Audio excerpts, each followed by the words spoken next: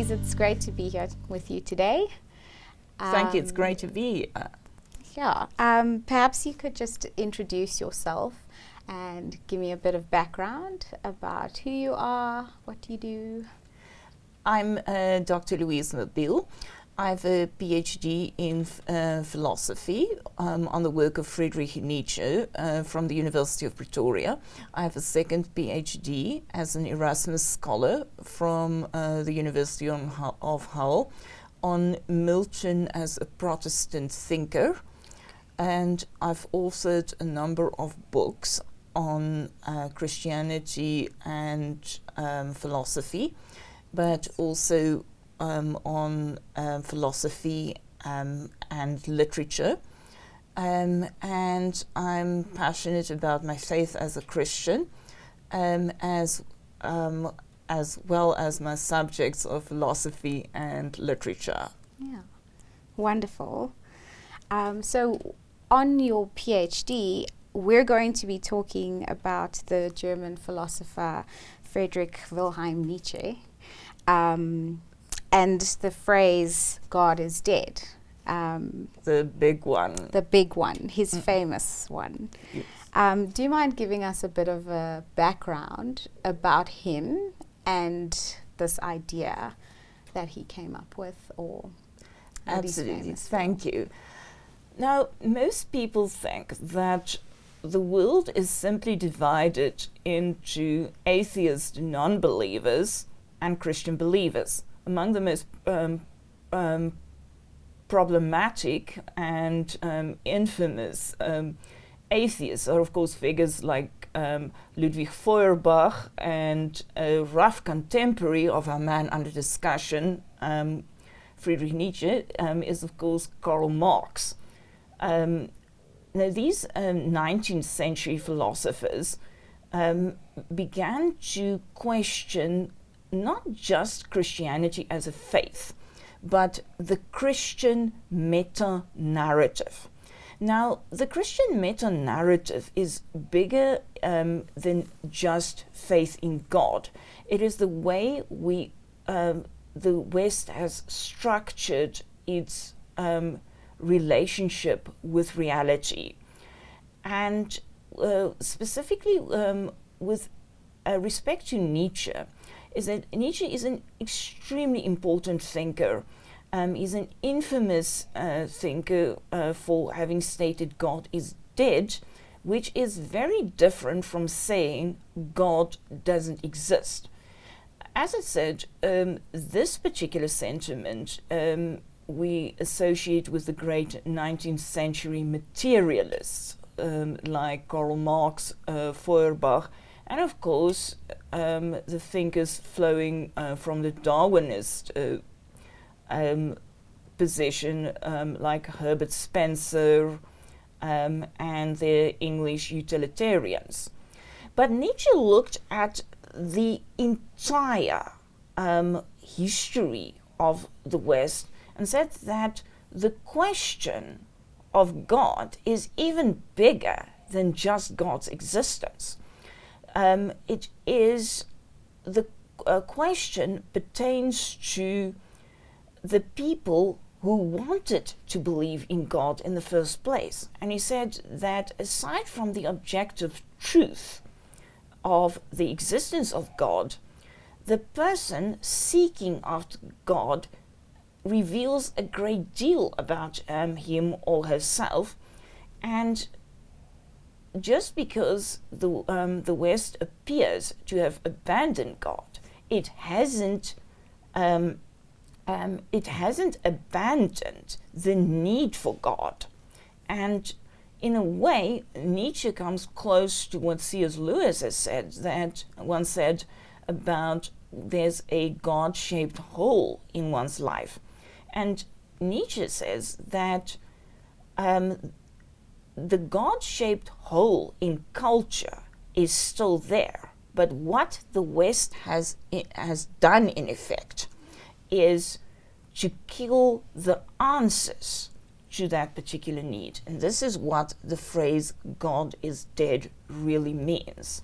It means that the West has run into certain self-contradictions that it really wants one neat answer for with respect to the meaning of life and about moral goodness, but it no longer finds the question of God acceptable. Now, do you want to ask something now? Or? Well, yes, maybe going into that and continuing your thought, would you say that this idea that Nietzsche came up with is uniquely his own, or is it actually just highlighting what was a prevailing thought? That's a great question. Thank you very much. Now, there's been a particular unease with God in the Western philosophical tradition since the Enlightenment. It has to be pointed out that most philosophers, certainly René Descartes,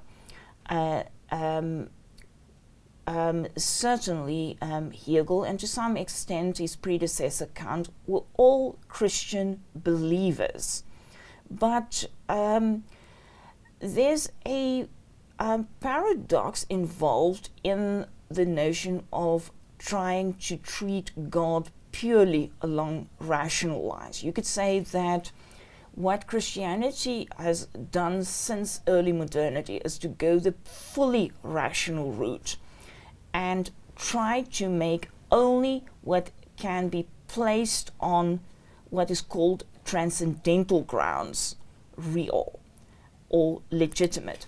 But this particular difficult word, transcendental, just means that which are absolutely necessary truths, like saying that A plus B equals C, the C minus B equals A. That's a logical truth, that's a transcendental truth, something that cannot be disputed. But with the rise of the empirical sciences, after Isaac Newton, it goes back as far as Isaac Newton, but it has to be pointed out that Newton was a very devout Christian, and he thought that the book of nature revealed God as much as Scripture did. But the real problem in the West has been that it has set an unrealistic standard of truth. Particularly since the rise of the empirical sciences. And the empirical sciences, that's just your natural sciences, the things that you learn from the world by observing them. For example, if you go into nature and you go and observe that there are no blue roses, that's an absolute truth. But the problem is that even those empirical truths that are so immediate, the kind of truths that atheist scientists often use to attack Christianity and saying that this truth is obvious, has been under attack by a number of philosophers, and one that we have to mention is David Hume. And he said that the natural sciences make what he called an inductive leap all the time. And that is, it takes a sample of reality and it extrapolates from that this is what science can do. Now, we all know, for example, that in the time when Hume was writing, people thought you only got white swans. But then people observed some black swans in Australia, and for all that we know, on a different planet there could be a different color swan. But with respect to the COVID crisis, we could see that there's a particular, there's been a gap between what people observed in laboratories and what the ultimate truth of COVID really is. Sure. And this is why that situation was such a crisis. So what happened in the West, even before Nietzsche, is that both religious truths as well as natural scientific truths were put into question. Now, this mustn't be confused with the kind of stuff that you sometimes find in postmodern thought, that people abandon truth. Okay. But there was this particularly nervous episode in Western thought that began in the late 19th century, where your empirical truths, your religious truths, but most importantly also your moral truths came into question. And to get back to our Teutonic friend, that's a smart word for our German friend, our moustache friend, is that he asked the question, why do we need truth so much? Sure. Nietzsche is what is called a meta-thinker, much like somebody like Sigmund Freud would later do. He would say that the way in which we approach truth, and by the way, he never abandons the notion of truth, he just said that it isn't as straightforward as to go into the world and find truth.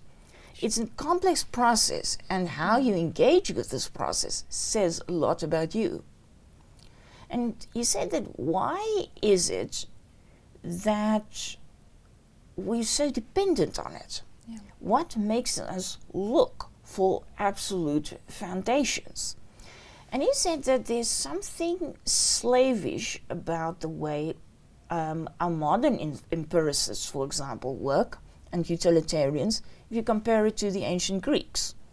They just took the world as it came. Yes. And Nietzsche is actually critical of a certain skeptical element in modern philosophy. And he says, why does it really need to be this precise in order to be real? Let me use an example. René Descartes was so unsure about what can actually be true. He famously used the example of a candle.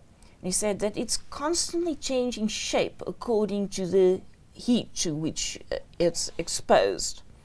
And he began to doubt. He says, what if the person, he's speaking of himself now, who's sitting in this room is really an illusion?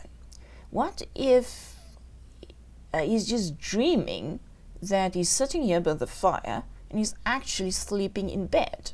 And he contrasted the experience of dreaming with that of reality. And he says that he went into those famous thought experiments that you sometimes find in introductory philosophy books, in which he said that what if everything that exists can be doubted?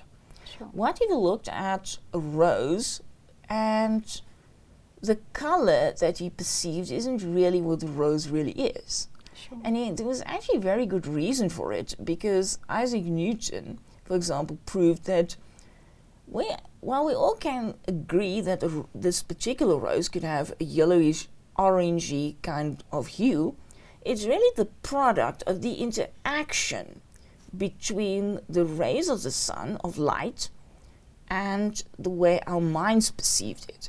Now, that's not relativism. It just means that what we experience as reality is kind of like a combination of things. Sure. We could say that the mind works as a kind of synthesizer, and that is precisely the position that we associate with Immanuel Kant, who demarcated what we can know and what we cannot know. Okay. But since then, there's been an uneasy relationship between the human subject, the rational person, and ultimate reality. It's no longer the perfect one-to-one relationship that you found in the Middle Ages. Now, interestingly enough, Nietzsche is not that critical about the Christian church, as particularly in the form of the medieval church, and he writes particularly that the church had an enormous cohesive effect upon the world. Sure. But Nietzsche thought that this increasing gap between ourselves and the world will be unsustainable in the long run and would generate not just relativism, which is a question of knowledge, but absolute nihilism. Now, let me just say something about nihilism. Nihilism is a rather dangerous situation, and I think Nietzsche was right in prophesizing this at the end of the late 19th century. Now, nihilism is when, in Nietzsche's own words, from the will to power, paragraph 2, when values devalue themselves. It is when people know the rational answers to things, but it no longer has a real impact upon them. And in today's world, we know that there are plenty of things that are really true, yes, great moral truths. But people today, and I'm sure most of the audience will agree, it is as if those great truths no longer hold people in their thrall. And this brings us surprisingly close to the biblical notion of the sin against the Holy Spirit. Now, I'm not a theologian, but it is often interpreted as knowing the truth but willingly rejecting it. And the two concepts are, of course, far from isomorphically, precisely equal to each other, but there's a relationship there. It is, Nietzsche thought that just proving truth isn't really enough, because most people need more than just objective truth. They also need what he called authority, and that is why he distinguished between masters and slaves. Now, this is one of his most problematic parts, particularly for latter-day people, but those are metaphysical concepts, not real historical things. So he doesn't refer to historical slavery. And perhaps I should just say something about another notorious aspect of his philosophy. He was often associated with the rise of Nazism in Europe. And I just have to say that his most famous Jewish interpreter, Walter Kaufmann, discounted that reading altogether.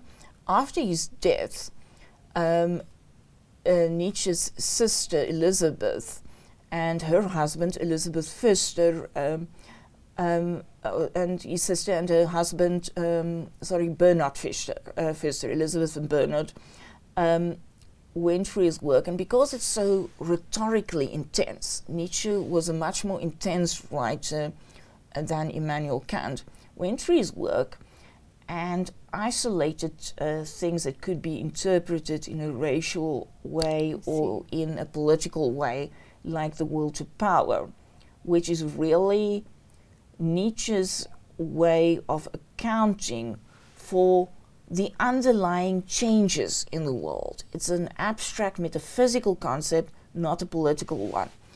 And eventually, some of his ideas fell into Nazi hands, particularly through Bernard Pfister, who was a great anti-Semite, and it became politicized as this political will, which is supposed to play itself out in history, this inevitable force or power which just sweeps away everything in front of it and replaces Christianity.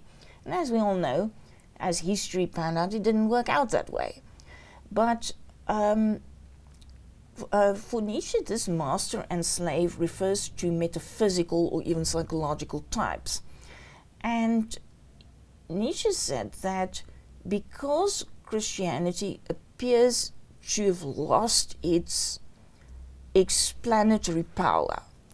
Now, interestingly enough, Nietzsche never really rejects the truth of Christianity. He just said that with the rise of secularism and the indifference of Europeans to Christian truth, it would have an immense cultural impact, and he would try to create a new kind of mythology, a more worldly kind of mythology, to compensate for that. Because what ultimately interested Nietzsche is what made a culture potent, what led to a culture to produce great works of art, great music, and what made a culture thrive. And he has this very interesting idea, and this is why he was very much opposed to anything relativistic. He said that rather than to get to a situation of absolute neutrality and create a kind of God's eye view perspective, which is what Western philosophy and science has been trying to do since the 17th century. We should rather create a cultural horizon and allow truths to appear within them, because there's more than enough objective truths to go around. I mean, here we are. We see the laws of gravity working. But for the laws of gravity to be particularly meaningful, you need to have them appear against a particular cultural horizon. And what's very interesting from a Christian perspective is that one of the thinkers which he blamed for destroying this particularly protective cultural horizon was the theologian David Friedrich Strauss. Now, Strauss was operating just before Nietzsche really came into his own, and one of his earliest essays, which appeared in Untimely Meditations, on David Strauss as an educator, was extremely critical of this, shall we say, an early postmodern theologian who tried to just treat the Bible as historical text. And in fact, Nietzsche called him a pseudo-intellectual trying to be a philosopher. So from a lot of what I hear you saying about Nietzsche's views, it almost seems as if he perhaps inadvertently introduced people to the concept that there is no God at all, or at the very least that the God in Scripture basically is not who he says he is. Could you talk about that and maybe give us an idea of his perception and maybe criticism of some theologians in the 1900s? Excellent question, Michelle. Nietzsche's attitude towards theology is extremely complex, but let me start out this way. I said earlier that for Nietzsche the question of God wasn't just about proving his existence. Yes. In a nutshell, Nietzsche said that our attempts to prove God's existence already reveal something about us, that we don't really take our faith that seriously. We need to prop it up with something else, and that we're afraid of the mythological element in it. And first I'm going to just say something about his return to the ancient Greeks. Now, Nietzsche thought that modern man and modern humanity was a domesticated animal compared to the robustness of antiquity, its beautiful statues, its great architecture, its Olympic Games, it's the Roman Empire, which is unafraid of its violent instinct, its more robust instincts. modern, and that is what he called 19th century, would be what we could call in contemporary terms wimps or simps or pseudo-intellectuals. We are whiny, puny, and pathetic. And with respect to the question of God, he said that as humanity went on throughout history, we trimmed away the most interesting parts about God. For example, the question as why does evil exist? We try to rationalize it away instead of embracing something like violence or the mythological part of God that Nietzsche says you still find in the Old Testament. The burning bush, for example, he has no problem with that. Most people look at the question of violence in the Old Testament and think that this is a terrible God. Yes. But Nietzsche would, via the Greeks, say there's beauty in terror. When we look at somebody like Homer, the Iliad and the Odyssey are stories that grip us. If we look at the people we admire today, it's mostly things like human rights activists, charity workers, and the like. And he says that's precisely what generates nihilism. He would say that we've tried to domesticate God so much that God is no longer this great creator of the universe, but is sort of like a glorified social worker who just saved us and now teaches us to be nice. You would look, what is very interesting for a practical example, is that Nietzsche would look at a film like The Passion of the Christ and say that that is actually closer to what God really is. He is full of contradictions. He is mysterious. He is a dramatic God. He is a God of that created passions. He is a God who's interested in greatness. And it's up to us to really go and embrace those aspects. And we're likely to find far less of a crisis of faith when we go and do that. Because when we look at Christianity just as a set of moral truths, Nietzsche would say that that's an extremely puny, boring way of looking at it. It reduces the Bible to what in our times could be called a manual like how to win friends and influence people. And he says that it's precisely the difficult parts in life that makes life worth living. Sure. And it is our attempts to try and smooth over everything and make it neat that leads to nihilism, because ultimately, it says, the world is full of paradoxes. Sure. There is violence, there is drama. But he said that we should embrace the robust parts of life as well. Now, let me go to a thinker that he had particular difficulties with, the theologian D.F. Strauss. Yes.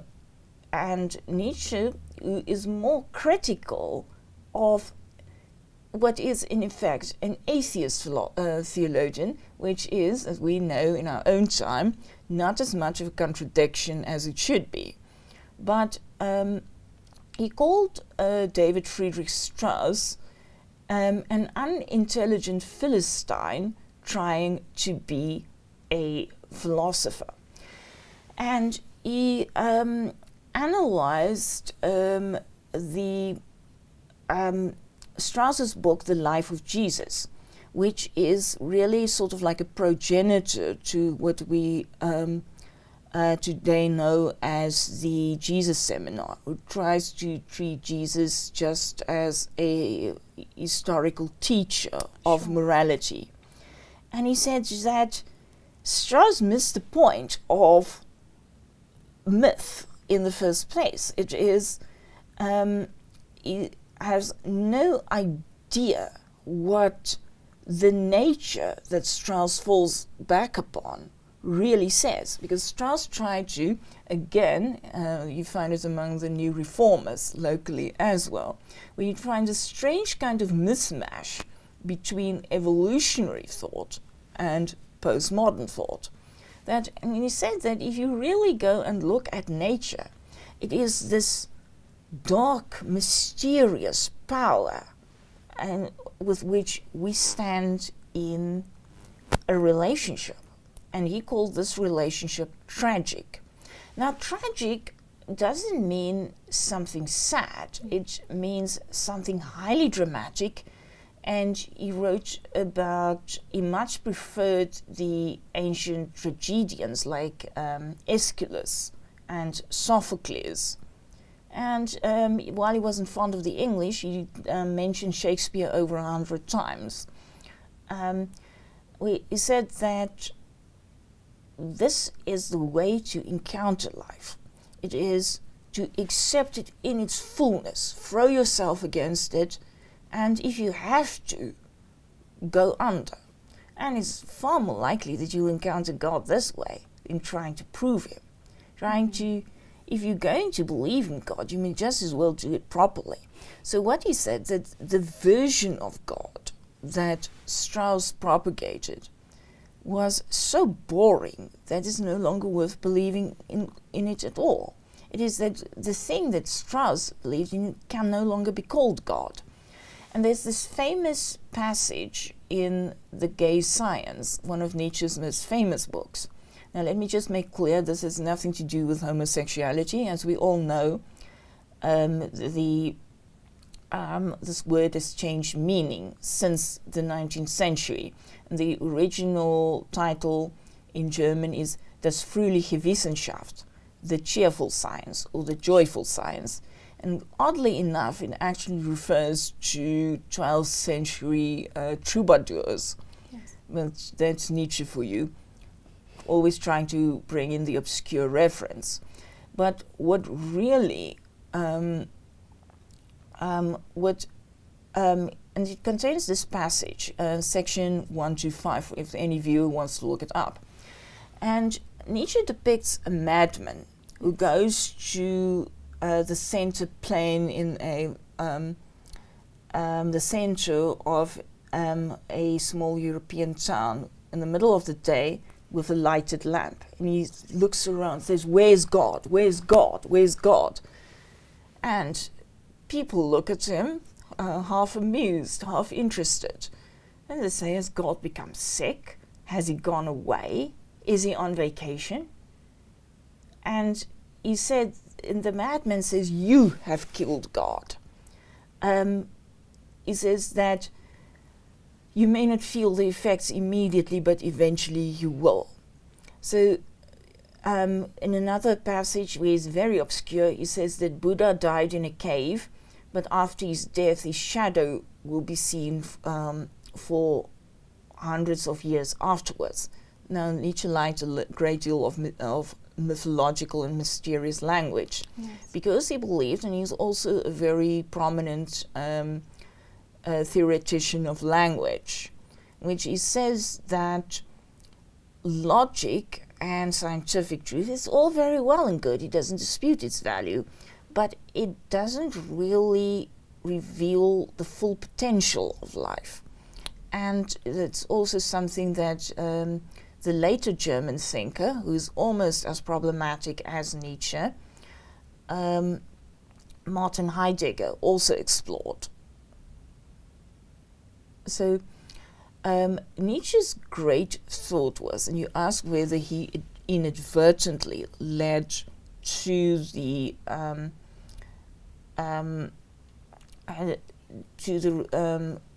atheism, skepticism, correct, and the like. Yes. And I would say that Nietzsche just pointed out that what we are doing, yes, would eventually lead to this. And he didn't rejoice in it, unlike Feuerbach or Marx or some late modern feminists like Susan B. Anthony and the like. He didn't think we would be better off without God. This is what the phrase God is dead means. It points to a terrible crisis. Yes. Because without God, there's nothing else.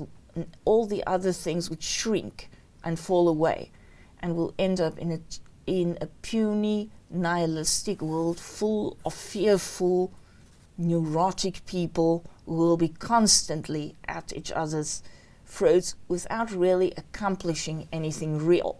And doesn't that sound familiar? Following that train of thought of what you've just said, it seems this has great implications, and it's quite dire, actually, Yes. for the state of things to reach where Nietzsche said it will inevitably go. So for us as Christians, then what do we do with this diagnosis that he's given? And maybe even for skeptics, how do we show that a Christian theology is able to overcome? Okay, I see what you mean. Well, first of Yes. all, kind of like the first step of Alcoholics Anonymous, and this is something I've read, is that you have to Admit. acknowledge there's a problem. Yes. And this is the first step. But then we have to absolutely passionately affirm our faith. And in, as Paul says several times, and so does James, I'm not ashamed of the gospel of Christ. And that would be an absolutely Nietzschean sentiment. Sure. It would be, Nietzsche has this notion of life affirmation. And it is to, the most practical advice would be that to affirm our faith and to live it out and not to apologize for it. Interestingly enough, Nietzsche didn't have a problem with religious fundamentalists. It is, he would have more of a problem with secularists who were trying to reconcile all religious faiths and try to make it one. Yes. And saying he would have a problem with the vague kind of spirituality, kind of like the way we might say the gospel according to Oprah Winfrey, where you feel so, shall we say, open-minded to other faiths that and you're trying to walk so much in the shoes of others that you forget what you own feel like. And it is Nietzsche, what makes Nietzsche unnerving for late modern secularists is that he doesn't translate Christian morality into the safe universal language of human rights and tolerance. Yes. And he says that if you believe in something, go for it. Yes. Because only then will you experience a true, real, and fruitful life. Don't apologize for your beliefs. Yes. Because it is precisely what gives you that entry point of the real and orientate you towards objective truth. Yes, and I suppose it is there that you would find that God is not dead, I suppose. Absolutely, absolutely. Yes. Nietzsche himself tried to do this through his figure of the Übermensch, but again, as I said earlier, that kind of idea has problems and it's past its prime now. And I think that Nietzsche would be happy with a robust Christianity, an unapologetic apologetics. Yes. I think that's a great note to end on. Thank you so much. Thank you, Michelle. Thank you. It's been a privilege to be here.